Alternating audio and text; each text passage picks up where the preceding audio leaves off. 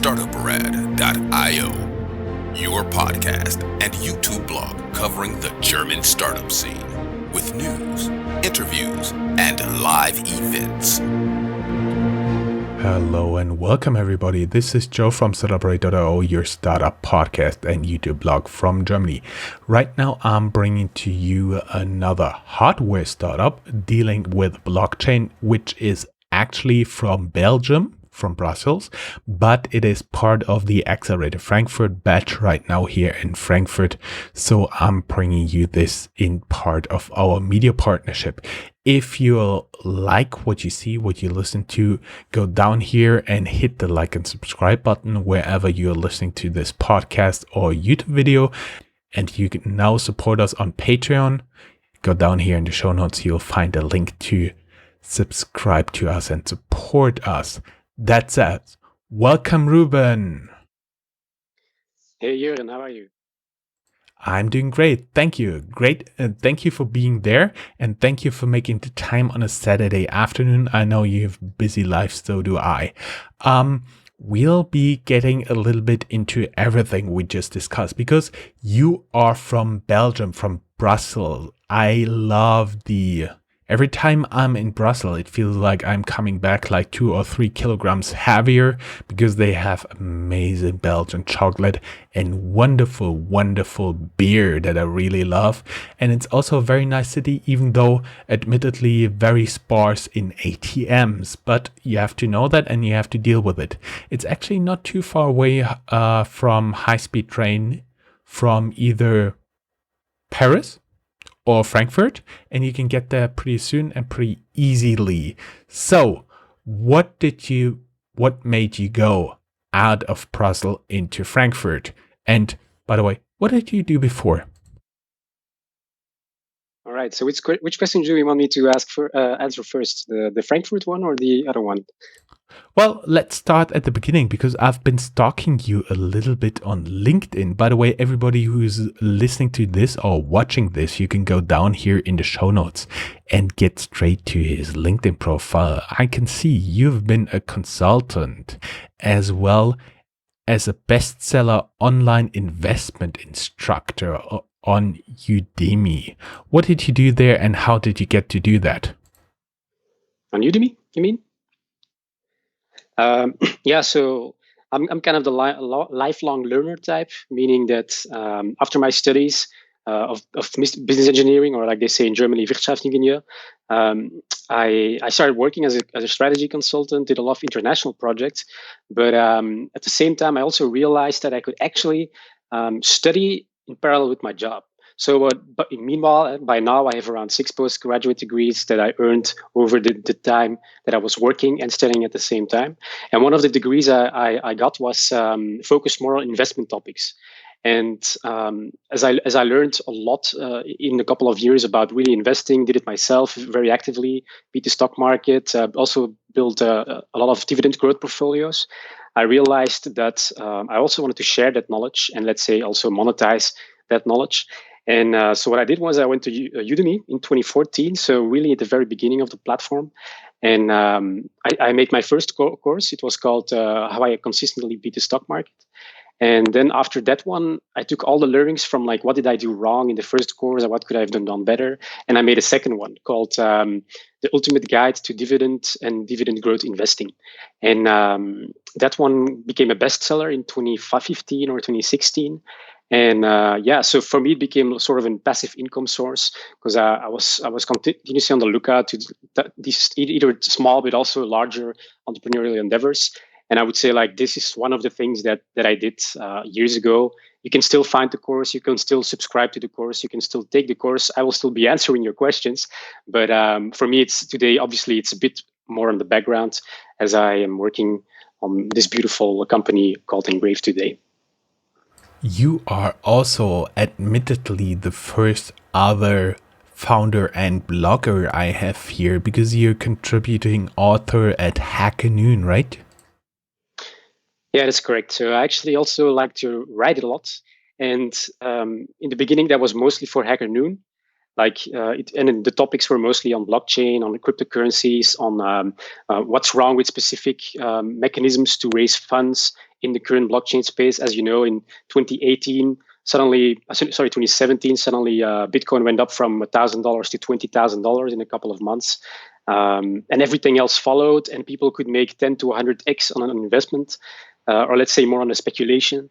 And I started to cover those topics as well, but more from a fundamental perspective than from a let's go and go for a become rich quick scheme. But if you nowadays you're still looking, let's say for my write-ups, you just have to go to the NGRAVE blog. So it's medium.com/NGRAVE, and you will see that it's NGRAVE writing it, but it's actually obviously it's me who's writing it, and I'm still writing something like every couple of weeks.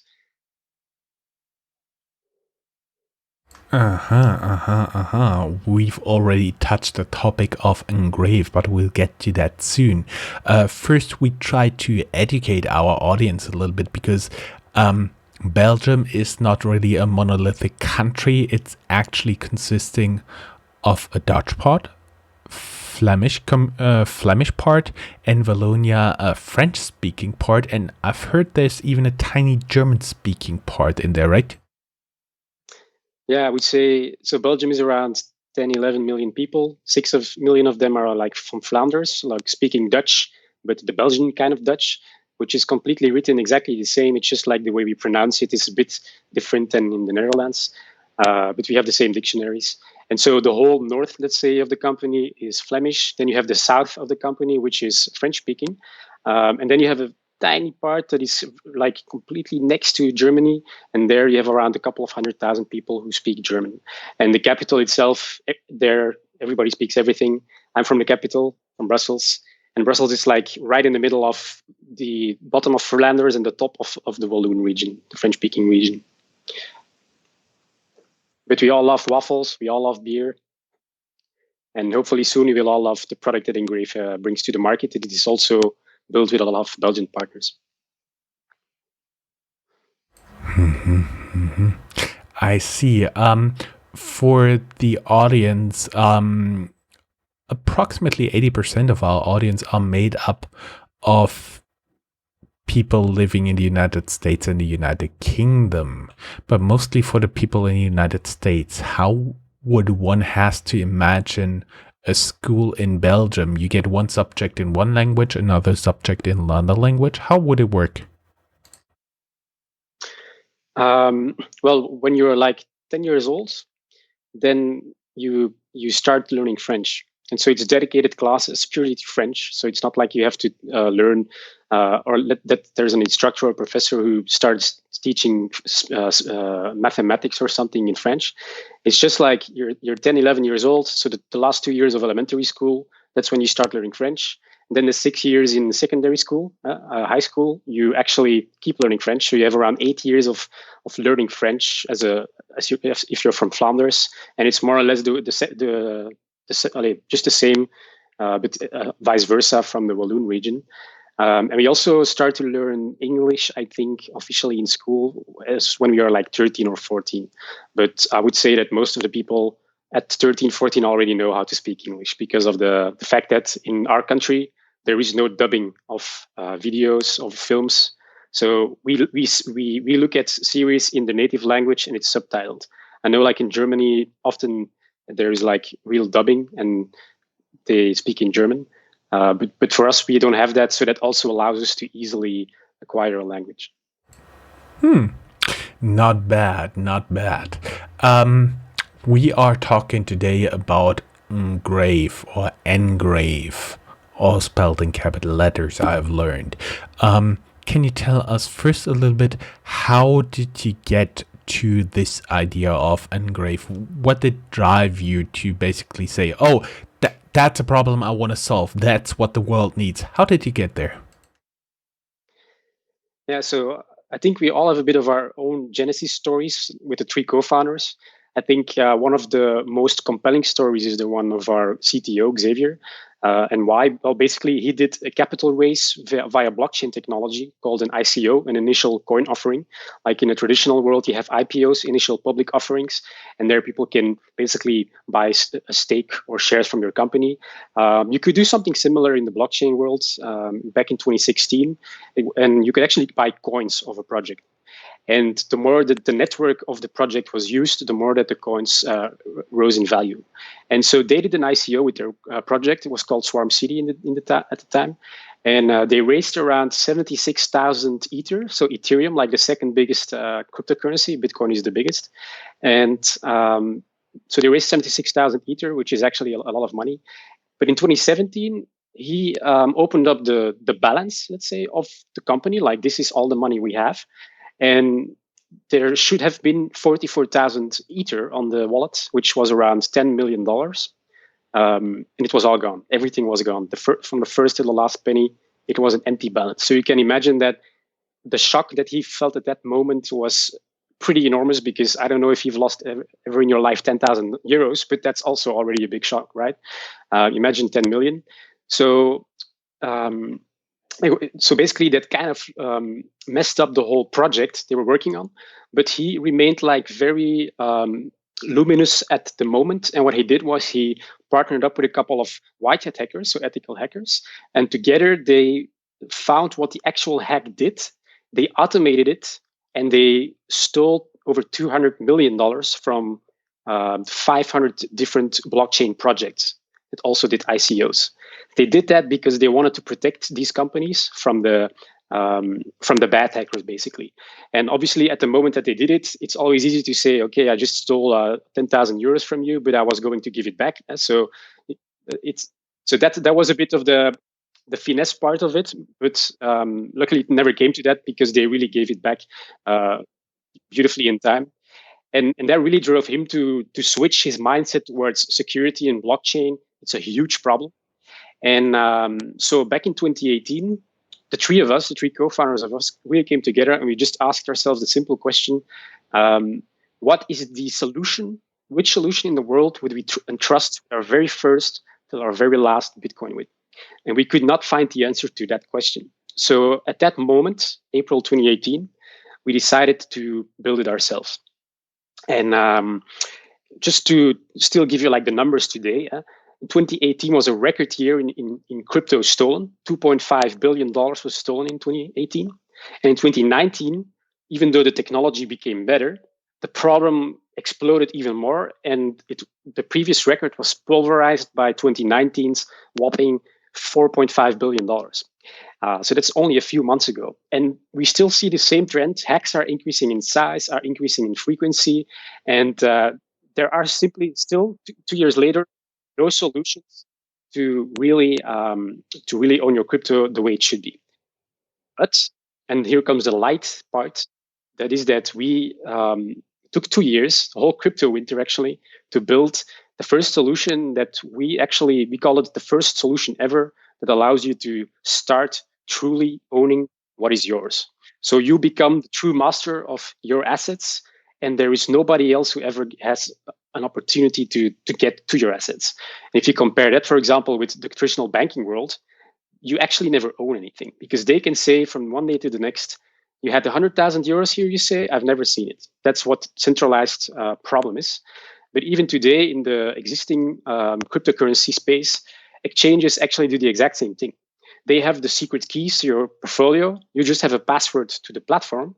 And so that's why they actually do so many exit scams, because they have the actual keys to your money. And so we try to take a step further to basically radically improve the security and ease of use for you to manage your digital assets in your cryptocurrencies. And that is what NGRAVE stands for. So that means you actually provide like a physical place to store your money, like if you would have cash like in your mattress? No. So the way you basically have to see it is, okay, you have all these hacks, 5 billion almost last year. So what is the root cause that that basically results in those hacks, right? And that's the first question we ever asked ourselves. And it all comes down to something that we call the private key paradox.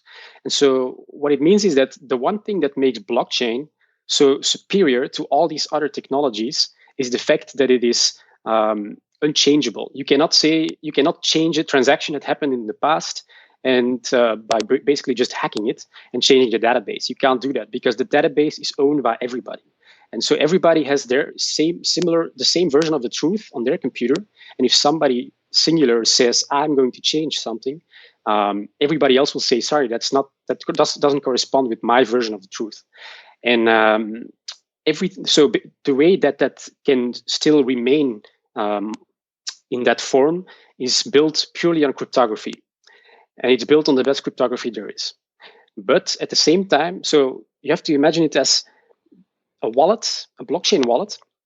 You can actually really easily compare it with a wallet on the bank.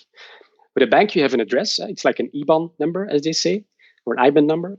On the blockchain, they call it a public key. Your public key is your address. So that's where your Bitcoins are on. So if somebody knows your public key, they can send you Bitcoin. With a bank, you have your PIN code, device, and you have a second code that you have to make from the device, and that will give you access to what's on your bank account. That will allow you to do transfers and basically own your money. On the blockchain, you have a private key, and a private key is a sort of a cryptographic secret key, and that gives access to your public key. So it gives access to your Bitcoin on your wallet. So if I know your private key, I can go to your address and I can steal all your crypto. That's how it works. The beauty about private keys is that it's the strongest cryptography there is, meaning that if you do not know my private key, you can never brute force it. So you can never guess it, not even with a quantum computer. And the reason is because the range of private keys in theory is 10 to the 18th power. That's as big as there are atoms in the universe. So you're telling a computer, if he's trying to break your key, hey, I have an atom in my head somewhere in the other part of the universe. Which atom is it? And there isn't a quantum computer that even comes close to that kind of difficulty, to that kind of level of brute forcing. And so that means that if you do not know my private key, you can never brute force it, so you can never steal my Bitcoin. But it also means that if I make my private key online and you are a hacker and you find it, you don't have to brute force it. You just have to find it, which is basically very easy to do. And that's why we call it the private key paradox. So it's the one thing that makes crypto or blockchain so secure, but it's also the Achilles heel of the entire system. And so what we did in the last 2 years is we removed the Achilles heel of the system. So if you use our solution, it is practically impossible that somebody steals your Bitcoin. So basically, you've replaced the private key part. Well, we asked ourselves the question, what is wrong today in the way that private keys are managed? And the answer is, we call it the box of Pandora of crypto. What opens the box? What opens your private key to all these possible ways that people can steal it? And the answer is super simple. Internet, online. If there is any online touch point with your private key, hackers can find one or more tools in their toolbox and they can find your key. So we said the only way we can solve it is if we go completely offline. So we built this device. It's called the NGRAVE 0. It is a hardware device. It looks a bit like a small smartphone, beautiful touchscreen, fits perfectly in your hand. And what we can do with that device, well, it is 100% offline. So it can never connect over USB. It cannot connect over Wi-Fi, Bluetooth, 4G. It's standalone. So it basically has an offline wall between itself and the online world. So hackers cannot attack it. And we are able to create your private key and your public key, so your address that's somewhere in the blockchain universe. We can create it on our device.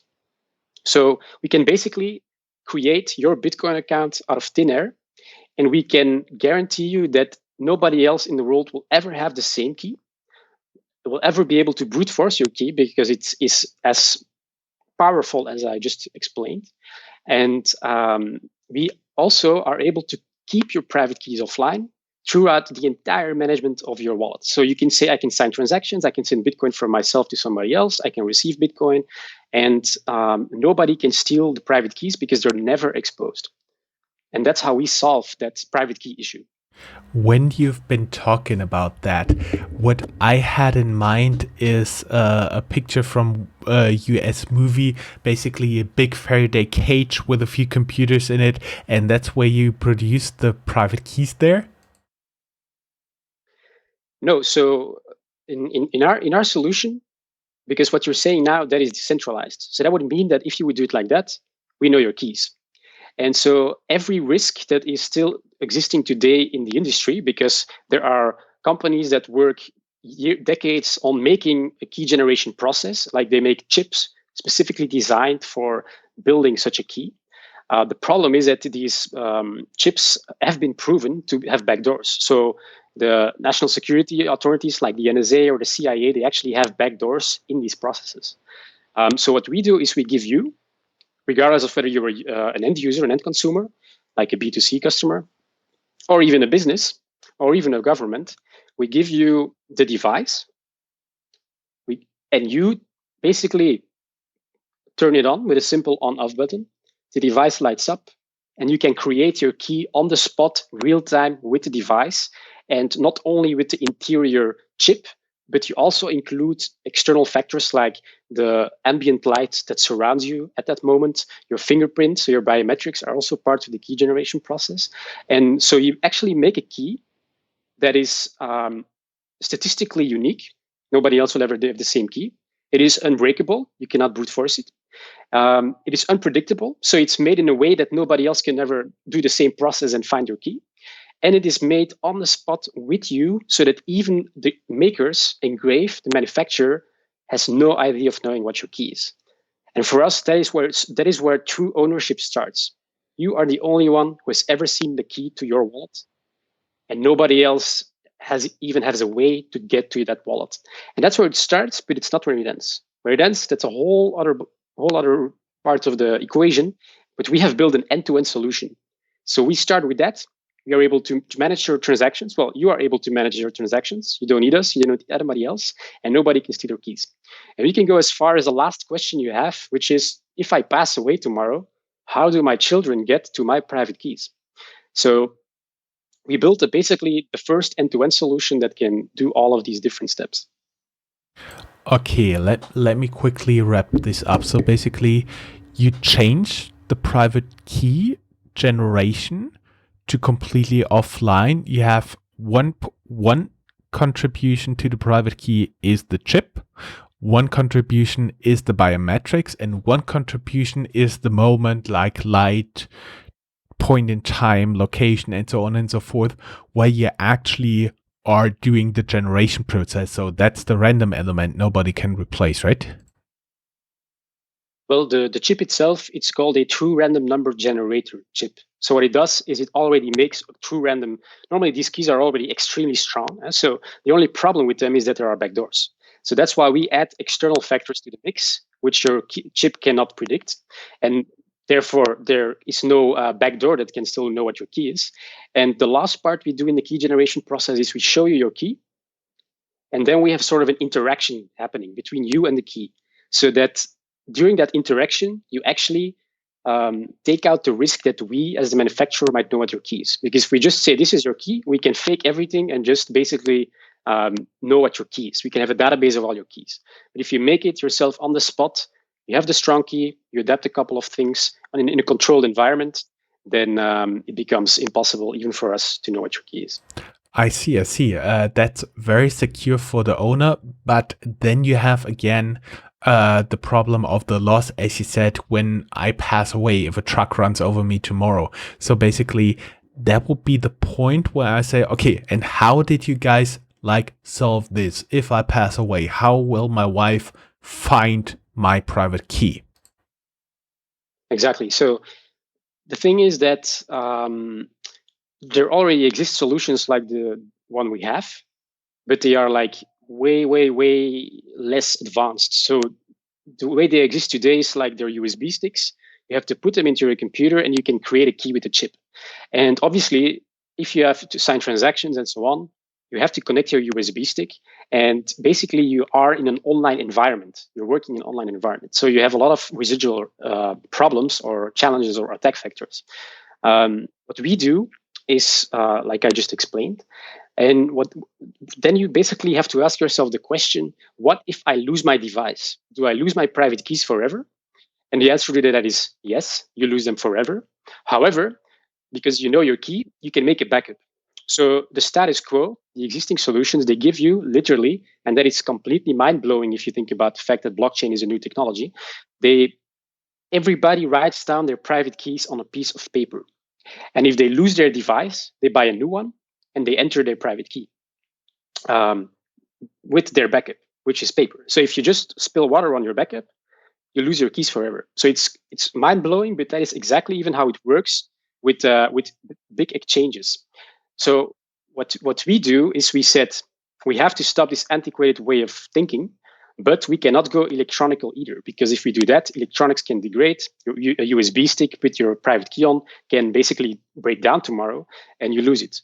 So we built a stainless steel backup, so one that can withstand 3000 degrees Fahrenheit. So if your house burns down, the thing is still there. It holds your private key. So you bring across the private key from your device to the plates. And we made it an encrypted puzzle so that if somebody finds your plates, they still don't know what your key is, because you have to know the mechanism of reconstructing your key from the two plates. And that means that we have invented a more durable backup. It is also the first encrypted backup in industry, and it is the first recoverable backup in industry. So if you lose it, we have a way of getting it to you again, but there is never a risk that we know what your key is. And I know that sounds really abstract, and it's actually really simple if you see the solution. But so basically, we can answer all these what if questions. What if I lose my wallet? What if I lose my backup? What if I die tomorrow? What if this? What if that? So we always ask ourselves that question. And that is how you get to an end-to-end security solution. Most of these solutions just think about a singular aspect and then it stops. For example, exchanges, they just think about, if I'm a secure exchange, then everything is okay. But you have to think end-to-end. Do I get it right? Basically, you have a physical generator of really random keys, taking several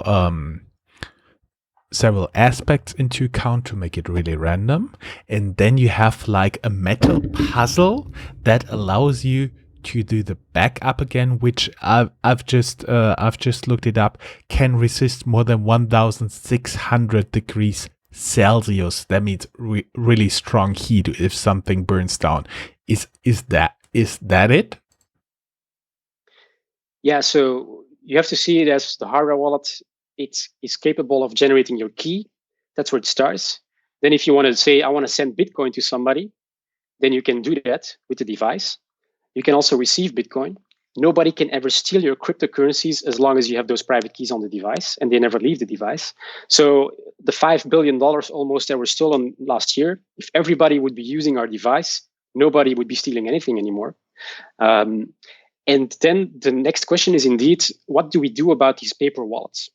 And for the end consumer, the best answer is to have such a stainless steel solution that indeed, if your house burns down, it will still be there. And if somebody else finds it, they don't know what to do with it. So that's why, in our case, it consists of two separate pieces. And one of the two pieces is specifically designed that it is always unique for any user who ever buys one. And that unique part is able to decipher the full key. So you need to put them on top of each other, and then basically you just see the key. And that is how that solution works. So we take away the durability aspect or problem of paper. We also take away the single point of failure problem. Like if somebody finds a normal metal plate and I've engraved my key, they still find your key just there. So in our solution, they don't find anything. They need two parts, they need to put them on top of each other, and then they see the key. So the only thing you have to do as an end user is keep those two keys separate physically from each other. I see. I've also been looking before we interviewed, and I do believe I'll add in here for everybody who's watching this as a video, a few peeks at pictures or video sequences from your guys' videos, at what it really looks like or how it could look like. As you said, metal parts are random. And I do believe everybody who'd like to learn more, they can go down here in the show notes. We'll have, of course, your website, your blog, as you mentioned, as well as your LinkedIn profile. Getting a little bit further ahead, at the time we were recording this, your Indiegogo campaign did not start. At the time this is published, really sorry, I have to work on a backlog.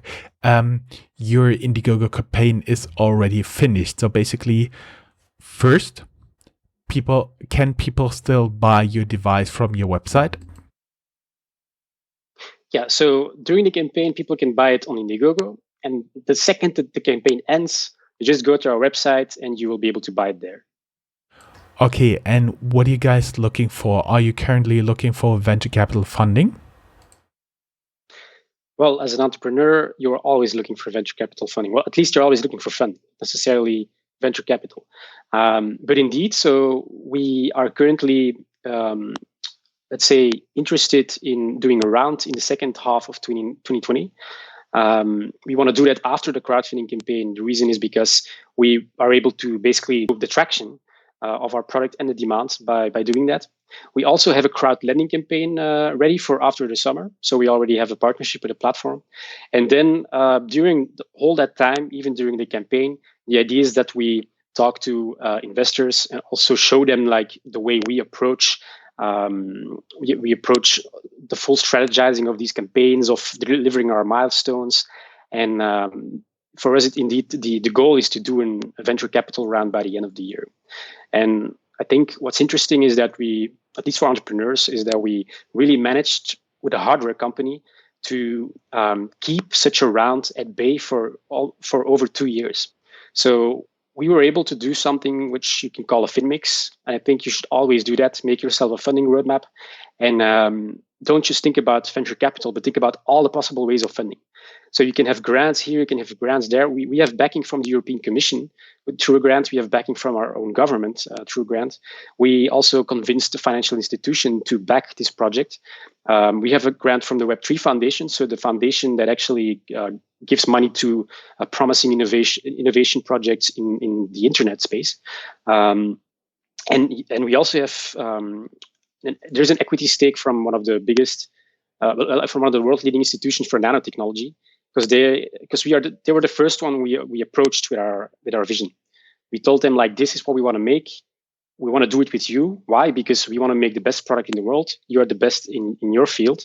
They are actually the company called IMEC that taped the first atom-sized chip, so the first 3 nanometer chip in the world.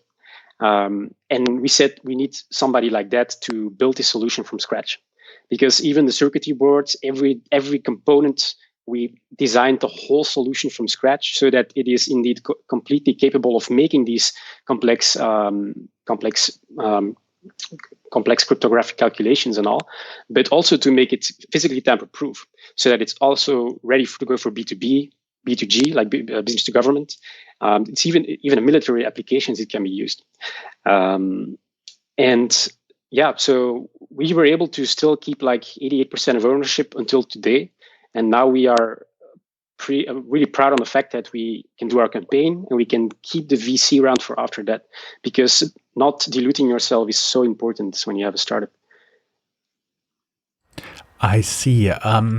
Can you enlighten us with one more answer? Because I've seen many startups who do hardware. I usually hear from them hardware is hard, and they're somewhere failing in the area where they're getting somewhere their device, their item, their gadget manufactured, and then it doesn't work. The quality is not good enough. The customers complain. They have stuff sent back. People complain. They get a bad reputation, so it goes down the hill. How did you guys avoid that? What is your number one top tip for hardware startups? Yeah, great question. And I think what I might add to that is that hardware is extremely hard.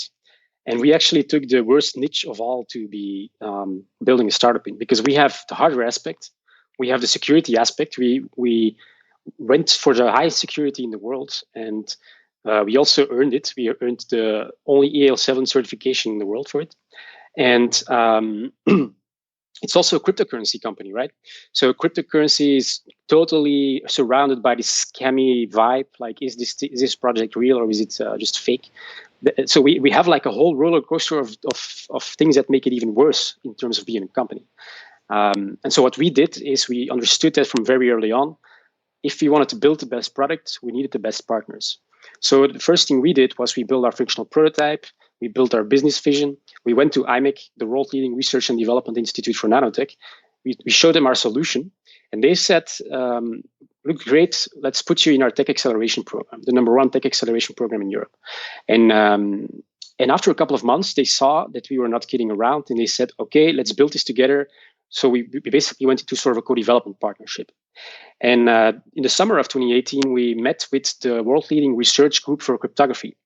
The guys who invented the encryption protocols in WhatsApp in the NSA's background, and basically the guys who also hacked the Tesla cars, and they became our security partner. And I think so. One thing we really did well is we were able to surround us with the best partners in their field to build this solution, which you could not do if you would just take some random partner somewhere. And I think that basically comes down a bit to the aspect of building a team is one of the most challenging things you can ever do as a startup CEO. And it's the one thing you always have to be busy with. It always has to be in the back of your head. Which partner is an A partner? Which partner is an A partner, but only in a specific timing of the company or specific context of the company, and which partners should I completely avoid? And the learning we made there is we obviously also made wrong decisions. And the way you learn that is always the hard way. It costs you money or reputation or something else. But what we, I think what's really important in this hardware startup is the risk management aspect.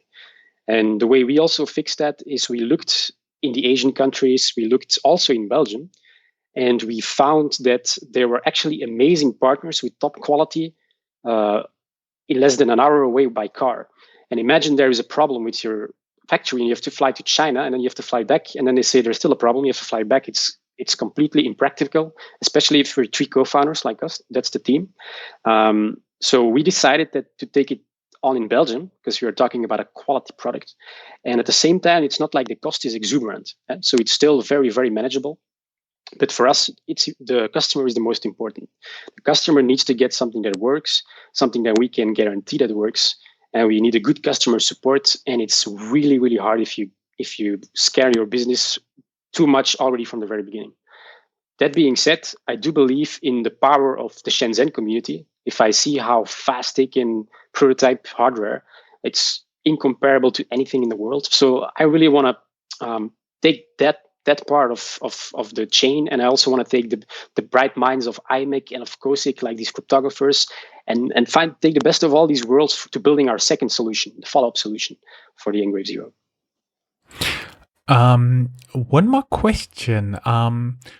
We've been talking in the past to William, who's a headhunter, and he says you make very, very important decisions. As he said about hiring, building the team, you make very, very important decisions.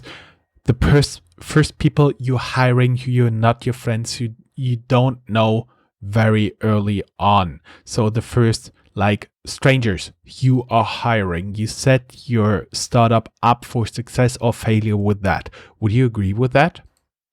I totally agree with that. I think your team is beyond doubt one of, if not the most important aspects of your business. Finding the right people, be it team members or business partners, is like a constant search for a needle in a haystack, and over and over again. And every time you make the wrong choice, it will cost you dearly. And as a CEO, you need to be continuous lookout for potential talent. You have to make these reflections constantly in the back of your head. And unfortunately, in the majority of cases, these people you would like to hire are just not what would work in your company.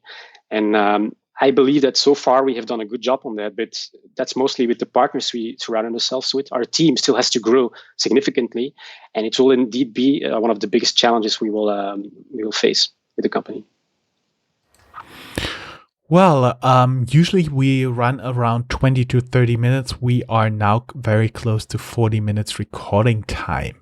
Everybody who would like to learn more, go down here in the show notes. Of course, there are all the links. As we've said, remember, sharing is caring. And the only thing left for me to say, thank you very much, Ruben. It was a very enlightening interview. It was an honor to be on the show, Jaren. Thank you. My pleasure. Bye-bye. That's all, folks. Find more news, streams, events, and interviews at www.startuprad.io.